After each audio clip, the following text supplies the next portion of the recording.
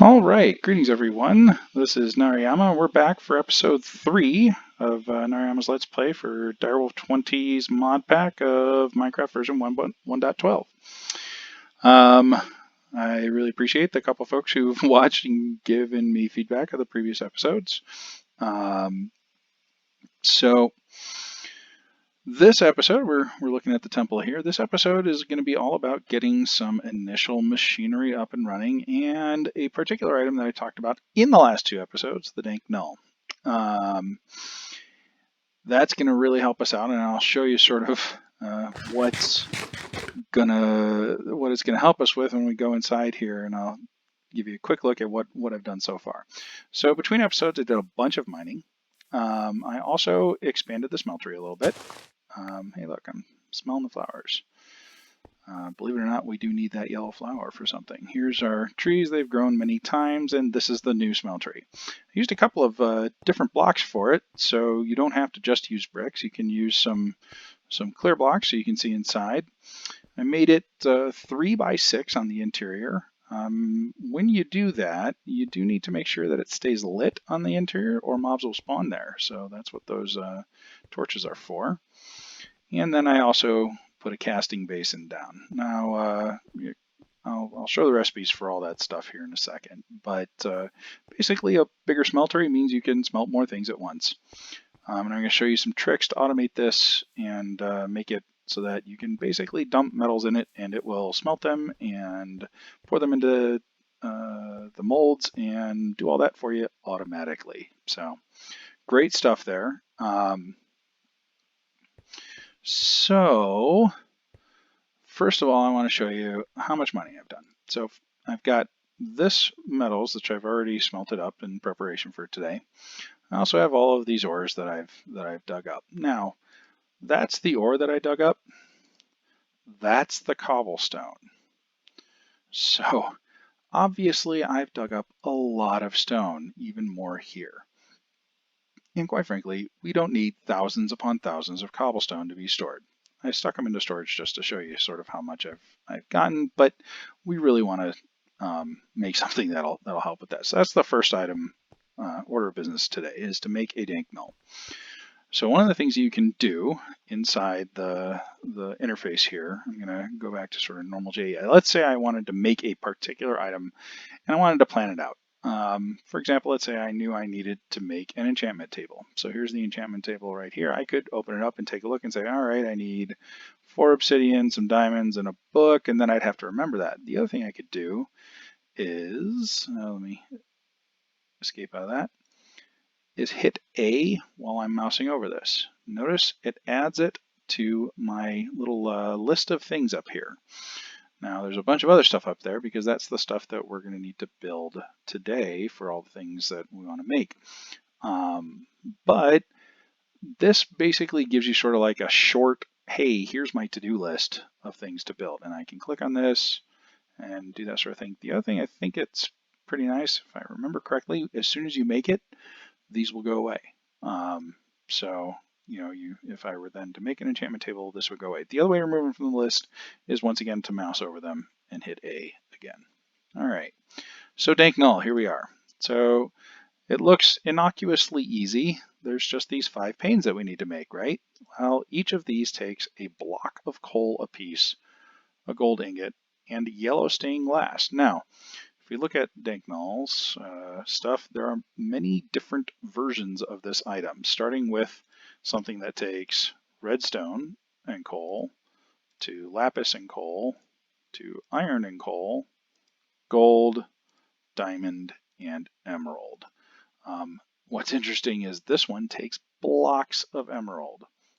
Now, you also notice as I click through these, you can make the next one using the previous one. So for example, I could make a lapis using iron, but it still takes a ton of coal to do that. You only reduce the amount by 16 coal, by 4 coal blocks each time. So if I started with the redstone and then built the lapis and then the iron and then the gold, I would go through almost a stack of coal blocks. Each block is 9 coal. That's 9 stacks of coal. Holy cow, that's a lot of resources. Plus all the other stuff to build it. So we're not going to do that. We're just going to build the base recipe for the gold one. Depending on when I build this in a game, I will sometimes go as high as the diamond one, but pretty much gold is got enough storage for most purposes. You notice it says it contains 36 slots and will hold 2,048 per slot, roughly 2,000. So if you need more than 2,000 of a particular resource, you're building some pretty big stuff. Anyway, so let's get started here. We've got the gold dank null now. Notice I've already got some gold in my inventory, and I made sure to put a bunch of coal in here. What's nice is the recipes that you put in the crafting station, if there's an inventory next to it, it will draw from the inventory to make that a little bit easier for you. So first we need that stained glass. So stick the flour in there, get the dandelion yellow, put some glass around the dandelion yellow, and you get yellow stained glass. Now we don't need the glass blocks themselves, we need panes of glass. So there we go. All right, now we got our stained glass, we got our gold, we've got our coal. We need to make the coal into blocks, but we'll do that right here. So 1, 2, 3. Now, one of the nice things that you can do is once you've got the recipe in there, if you hit R while mousing over the result, it brings up the recipe to make that thing. And then we can do Shift and hit the plus, and it'll put as many in there as it can. Now, we don't need 48. We need a total of 20. So we're not going to Shift click here. We could. And actually, storing coal as blocks is more compact and will save you some room, but that's okay. We don't need to do that. All right. So now we got our 20 coal blocks. We got at least 20 gold. We got our panes of glass. Let's make the dank null pieces. We should have 5. 1, 2, 3, 4, 5. And voila, a dank null. Now, I've been gushing about this item for a while. Let me show you why. So once you have it on your hotbar, hit Shift and right click, and it will open up the interface. Now, I can put my cobblestone in there. Notice it just takes up 1 slot. If I then break some cobblestone, let's find a spot to break that's not inside our house. Come down here a little bit. If I break some cobblestone, notice it did not go into my inventory. Instead, it went into the dank null. Now, it didn't void it. It just added to it. What will happen is it will continue to go into the dank null until it hits the limit of the number of items for that slot, which in this case is 2,048. So as I go mining, I will slowly fill this up with 2,000 cobble until, and once it hits that limit, it starts voiding it, which is so nice because that means you basically always have an inventory of the thing that you want, but you don't have to manually trash anything or anything like that. Now I'm going to put all these in here, which will probably get me up to 2,000 pretty quickly. I'm already at 1K there. Oops. Actually, we do want that. So the other things I'm going to stick in here are things like granite, diorite, andesite. We'll also put in dirt and gravel and sand. Since those are all sort of resources that I don't really care, to pick up and store. I just want, once I get 2,000 of it, I'm good. There are some other things we could put in here. We could put marble, and I probably will at some point, particularly once we start excavating more of the temple here. But otherwise, another really good thing to put in here is actually the spruce wood and saplings. That way when you go out and harvest those trees, it goes right into your dank null. You don't have to worry about it, you don't have to worry about it filling up your inventory or anything like that. All right, so we've got night coming on here. I'm going to sleep through the night, but let's see if there's anything else we want to put in here. Notice how much room we just cleared up. I'm going to go ahead and clear all this out of here. We've definitely got more than 2,000 at this point. There's 2,000. All the rest of this is basically being voided. This is almost exactly the same as just throwing it in trash. And in fact, I will go ahead and do that. There we go. All right. So now we have our dank null. Now, this is going to basically make mining so much easier for us, because what we'll do is we'll go down, we'll mine stuff, and the only thing that'll go into our inventory is stuff we want. So, iron ore, gold ore, whatever, redstone, that kind of thing. And in fact, I found myself a couple of times, going down with a dank null and my hammer and putting things like redstone and coal into the dank null as well, because you get stacks of those pretty quickly. Speaking of which, there's one other bonus that we need to add to our hammer that I forgot to do last episode, and that is fortune. Now, normally, fortune takes a ton of lapis, but the guy who made tinkers basically was like, in lieu of that, you could put 1 on there. And 1 is not a requirement. You can put any amount of lapis on there. And notice this says it gives luck. So we'll do that. Now what's interesting is it doesn't actually add any modifiers yet, because there's only 1. It takes, I think, 60 to get the first modifier, 120 to get the second, and 240 more to get the third, if I'm not mistaken. But instead of spending, 320 lapis, no, 420 lapis, you can instead just go mine, and it will slowly accumulate the bonus on there. So right now you'll notice it says luck 1 of 60. If I were to go and break a bunch of blocks, which I will demonstrate now, we'll just widen this little tunnel out a little bit. Here we go. 1, 2, 3, 4, 5, 6. Yay. Breaking stuff. Okay. So we get a bunch of, oops, I got the wrong thing in my hand. We get a bunch of block updates and breaking them, and then we go back upstairs. We'll see we have more luck on here. Now, it's probably not enough to give it fortune yet, but that's okay. Believe me, the amount of time you're going to spend mining, you'll get fortune very quickly. All right, so let's go take a look at that. Heading back upstairs, and if we look at my hammer now, luck 5 of 60. So in breaking about 50 blocks, I got 4 more points. That may not seem like a lot, but believe it or not, it will accumulate pretty quickly, particularly when you need a lot of resources. All right, so going back to what we were doing here, we've got some luck on our hammer. Also, one of the things I didn't show last episode was how to repair this. So iron, bronze, copper hammer, iron, bronze, lumberjack axe, and iron, bronze excavator. So we can stick this in here, stick some iron in there, and poof, fixed, right? And notice it's only taken like 3 iron each time, even from almost broken, to basically fix it all the way. So good stuff.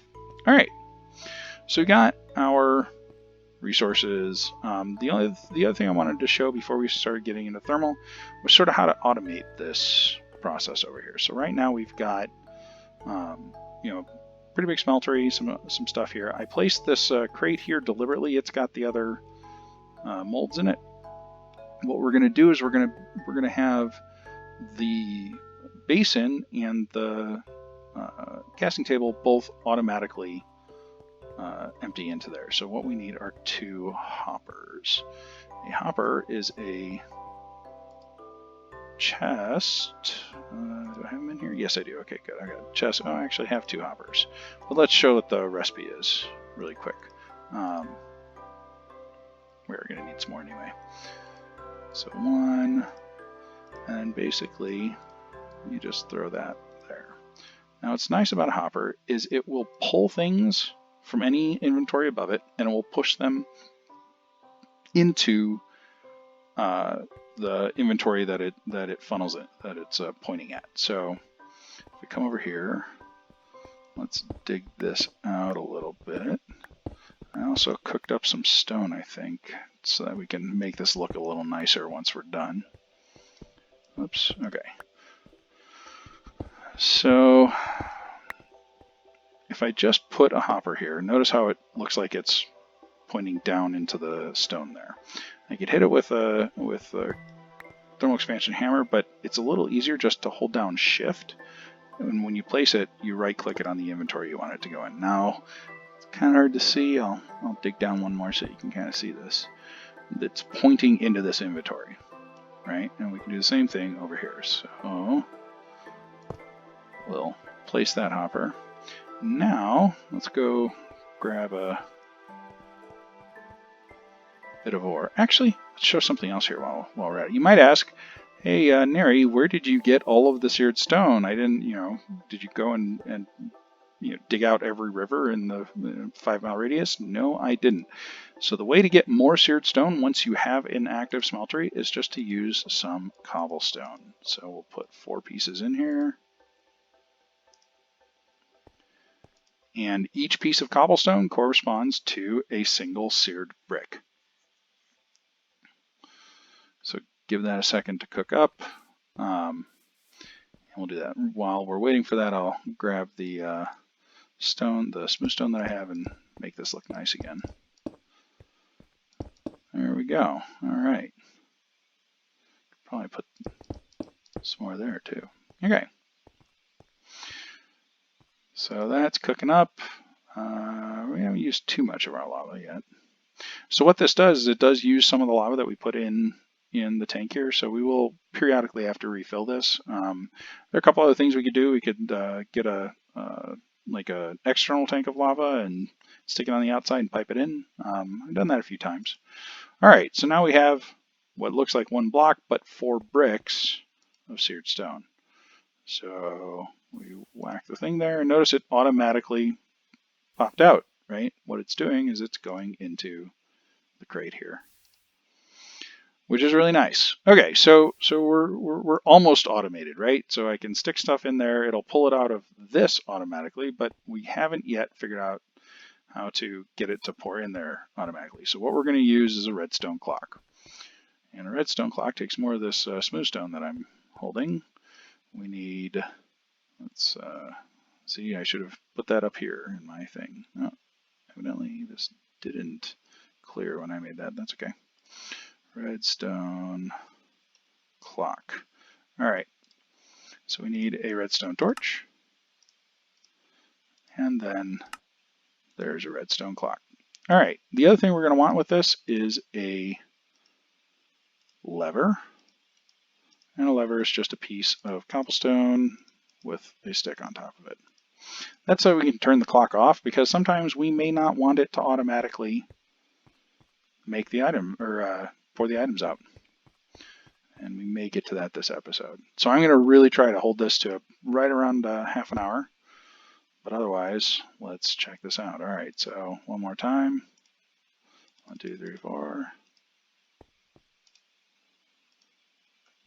And what I'm doing there, holding Shift, right-clicking to open up the dank null, and then you can either left-click, which will give you a stack, or you can right-click, which will give you half a stack. If you don't have a stack in there, right-clicking will give you half of whatever you have, and left-clicking will give you all of it. So, all right. So let's talk about thermal. Thermal expansion is the first mod we're going to use that has machines. So the machines take power, and the first thing we're going to have to make is a dynamo to generate power for us. Now, a steam dynamo is going to generate power from anything that we can burn, which is why, if you notice, I have a bunch of charcoal here. I've also filled all of these with charcoal as their fuel, and we'll probably cannibalize that here pretty soon. It's also why we need all that wood outside. So we're going to make a steam dynamo, and like I said, it generates power from burnable stuff. It also requires water, and in order to get the water automatically, we're going to use aqueous accumulators. So an aqueous accumulator, basically you put a water source block on either side of it, and it generates more water for you. And what's nice is you can pipe that water out and into other machines. So we'll go ahead and do that. There are other ways of getting water out of the world and automatically filling stuff. We may use them in some later episodes, but this is a pretty good one since we're talking about thermal. It's a thermal item. So we'll make a steam dynamo. We'll make an aqueous accumulator. We will connect the aqueous accumulator from to the steam dynamo with a fluid duct, and then we will make an energy cell to get the power from the dynamo. Once we have the energy cell, we'll connect it with leadstone flux ducts to some machines. And the first machines we're going to make are redstone furnaces and pulverizers, because those are going to be our basic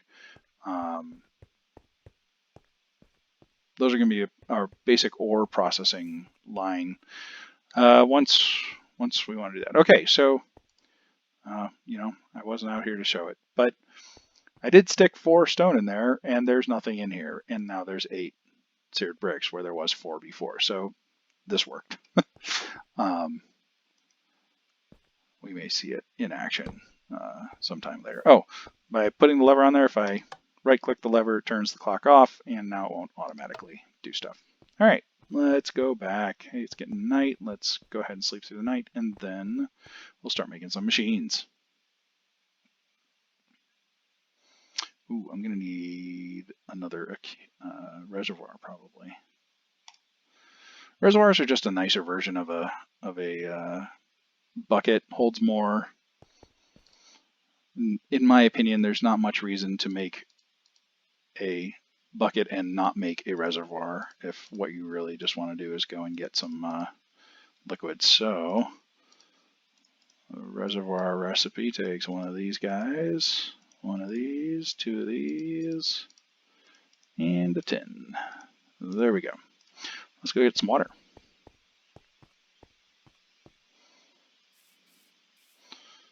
And so when you're picking up water source blocks, if there isn't a block under it, it won't necessarily remake an infinite water thing, so it'll start flowing, kind of like the one that's right there, if you see that. So we're going to take water from here. We could also take from here probably, but there we go. All right, we're full on water. Now what's nice about the aqueous accumulator, so Thermal has machines which require power, and they actually have some machines which don't. And the aqueous accumulator is one of the machines which don't. So I will sort of show you how to tell the difference. If we pull up, whoops, I don't want enter, sorry. Redstone clock, we want at thermal. All right, here are all the machines right along this line here and this. The ones that are blue here don't require power. And the other way to tell is if they have a servo there instead of a redstone reception coil. So you'll notice pretty much every single one of these is going to have a redstone reception coil in the bottom there. These machines are going to have servos. And the servos mean they don't require power. So let's start with the aqueous accumulator. Here we go. We need a device frame, which takes copper gear. We need 1 copper gear for that. Going back here, device frame. Okay. The reason this is working is because I put a bunch of materials in my inventory here, and I've got some over here in the crate next to it. So it's pulling all the stuff we need out of those. So we need some iron gears. Let's go ahead and shift click that since we need 2. We can just pull the iron back out. The way I did that was by holding down shift and sort of painting the things I wanted to pull out of there with the left mouse button. And that's a quick way of sort of clearing the inventory there. Okay, what are we missing? We're missing the servo, of course. And there we go, our first thermal machine, the aqueous accumulator. Okay, so we're going to want this to sit a little below the other machines. I could clear this out with the hammer, but sure, why not? All right. The reason we're going to want to have it sit below is because we're going to basically pull it up with pipes from there. So let's get our stone. Oh, I do not have super jump, do I? Well, okay. So let's put the aqueous accumulator down right in the middle. We're actually going to put stone around here, and we're just going to fill the rest of it with water. So, C to change the mode. Now we drop the water, and if you open this up, you'll notice it's already filled with 8 buckets worth of water. So I could refill this from there just immediately, right? And it filled back up because we have lots of water around it. The more water source blocks you have around it, the faster it fills. So looking at this, I probably actually wanted to go a little farther over, but that's okay. So now we need the fluid ducts. So we've made our aqueous accumulator. Now we need the fluid ducts. Let's make, first of all, can we do that? Yes, we can. All right. I wasn't sure if it took hardened glass or not, but it doesn't. So we can do a transparent fluid duct. Stick that down, and notice the thermal machines all have a pretty standard interface. So there's some information. It says extract water from the surroundings, place in pool of water to speed this up, etc. Don't drown. Okay. The stuff over on this side is going to really tell you what's going on. So redstone control basically says you can turn this machine on and off with a redstone signal. The default says ignore the redstone signal, so it's basically going to be on forever. The configuration thing here tells you which faces it is trying to input from and which faces it's trying to output to. So top, bottom, left, right, the front face, and this one over here is the back face. Okay. What this means is that it outputs to the top, which is exactly what we want. So we'll just leave that the way it is. All right, we don't need any more of those fluid ducts for now. Let's stick those in the crate and move on. So we've made our fluid ducts. Now we need the steam dynamo. So the steam dynamo takes copper gear. Let's throw that out. It takes this redstone transmission coil. All right. Some iron, some copper. We should have all that. So steam dynamo. Let's go and drop this on here. Now we get to the first time where we need something that we don't have. So I don't think I have it. Nope, I don't. Okay. So I actually want the power coil here to be pointing to the right. So in order to do that, we need something called a crescent hammer. The crescent hammer is the tool for thermal expansion, which, interestingly enough, it really is a wrench, not a hammer. So if we do crescent, this is the thing we want. All right. Oops, we weren't in the right spot. So we need a crescent hammer, and we're going to turn this to face this way. Oops. And I'll get it eventually. All right. So we got that facing the right way. We can get rid of that. The next part we need is this energy cell. So this is going to need something that we don't have yet, electrum ingot. So to make electrum, you need to alloy gold and silver. But we don't have anything to alloy in, do we? Oh, wait. Yes, we do.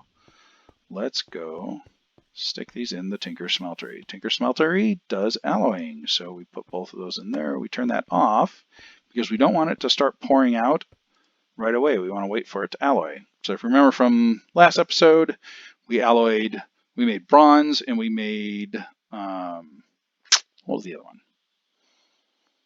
Bronze and something else. I can't remember. Oh well. Like the conductive iron was the other one. So now we have molten electrum, and we can turn this on. It will pour out for us automatically. Once it cooks up, it goes in the crate, and we can pull it out. Awesome. So let's go make our energy cell. Energy cell, redstone conductance, good. What else do we need? We need a lead gear, and that makes an energy cell frame, and then we have our energy cell. All right, so stick the energy cell right there. Notice its default is input everywhere, output on the bottom, which is great. We will output on the bottom here, and lay out some wire. So let me come over here. We need leadstone flux ducts. 6 is plenty for now. Whoops, evidently I cleared out something I didn't realize I did. So shift and right click to pick up something that you placed with the hammer. And now we can Let's see. We can go there. Then we can come over here and click on that. There we go. Now it connects. Okay. So there's our line for power. Now, this is the holds up to 2 million RF. This has got a full thing of water. All we need now is something to burn. So I could just put charcoal in there. Charcoal burns for 1600 ticks. But notice, if I make a charcoal block, this burns for 16,000 ticks. If you do the math, that's 10 charcoal pieces of charcoal. So you're basically getting one piece of charcoal for free. Since I like efficiency, we'll go ahead and do that. So again, R, Shift plus, and now we have an entire, I should say entire, but most of a stack of charcoal is sticking there. All right, so we're making power. Notice it makes 40 RF a tick. We don't need that right now. And again, redstone control. This has an augmentation thing, but it says an upgrade's required. We'll get into that probably in the next episode. All right, so we're right at 30 minutes here. I'm gonna quick finish off the machine line and show everything getting power. So redstone furnaces. We're actually going to want 2 of these. So 1, 2, 3, 4. We're going to need some machine frames. We're going to want 4 machine frames to start with. I think that'll probably do us for this episode. And then we need some conductance coils. We're going to need 4 of those. Okay. What am I missing? Bricks. I thought I got bricks. Did I not get bricks? Oh, I'm going to be so annoyed. I did not get bricks. So unfortunately, bricks have to cook up, which means this is going to take a little bit longer than I'd hoped. That's okay. All right, so instead of doing the furnaces first, we'll do the pulverizers first. So we want 2 pulverizers. Pulverizers pulverize ore into dust, and then the furnace will smelt the dust into the items that we need. So we should have enough here. Let's get 2 pulverizers. All right, so we're going to want the pulverizers. We're going to want a furnace here. Let me get my stone to clean this up. Furnace here. Pulverizer, furnace, pulverizer. Okay, so 1, 2. Now, notice energy leaving the energy cell and filling up the energy of the pulverizer. Good stuff. Similar to the other ones, we got an augment slot, we got a redstone control slot, and then of course we have the configuration. If you shift left click on the center, it clears everything. So this one we're going to want to input from the top. And same thing here, we're going to want to input from the top. We're going to want the primary one to go to the left and the secondary one to go to the right. And that'll go send the primary thing over here to be smelted and the secondary thing over here. Now remember, thermal, when you pulverize ores, have a chance to make a bonus bit. So like copper can make gold, iron can make nickel, some other things too. So here we go, we got some bricks, we got some more bricks. There we go. All right, so for the furnaces, we need just some more copper gears. 4. And that should be our 2 redstone furnaces. Voila!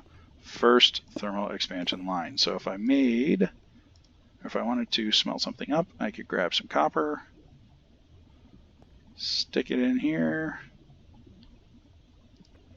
make sure that the configuration here has input from the right, output to the top. And same thing, input from the left, output to the top. And we'll actually have this one input from the right as well, because we may want to send things to a furnace from here. All right. Whoops, sorry. It's nighttime, I'll go ahead and sleep. And then, let's go and kill that zombie, because zombie noise is not acceptable. Where are you, zombie? There's the zombie. The other reasons this is bad is because the zombie could fall in the smeltery, and we don't want that, because then it fills up with blood, and not cool. Anyway, all right, folks. I think that'll do it for this episode. I hope you enjoyed seeing the first thermal expansion line. As you can see, pulverizer's pulverizing things up. This is smelting up our copper. If we had gotten lucky and gotten a piece of gold, it would be smelted up over here. And then what we'll do is we'll put some crates on top of these in order to output the items that they produce. Oh, there we go. We got a piece of gold. Very cool. I hope you enjoyed it, and next episode we're going to do some more with thermal. We're going to make another machine, probably 2 actually, and get some more quality of life items. Probably a magnet, and I don't know. We'll see what we have time for. But definitely get a induction smelter here, and then perhaps an energetic infuser over here, and see what we want to do at that point. We may start looking at the astral sorcery stuff. Since we spent all that effort to get here, we might as well start doing it, right? But we kind of wanted some of the resource and other quality of life stuff up first, so that it makes the astral a little bit easier. All right. Again, hope you enjoyed the episode, and I will see you next time. Thanks again. Bye-bye.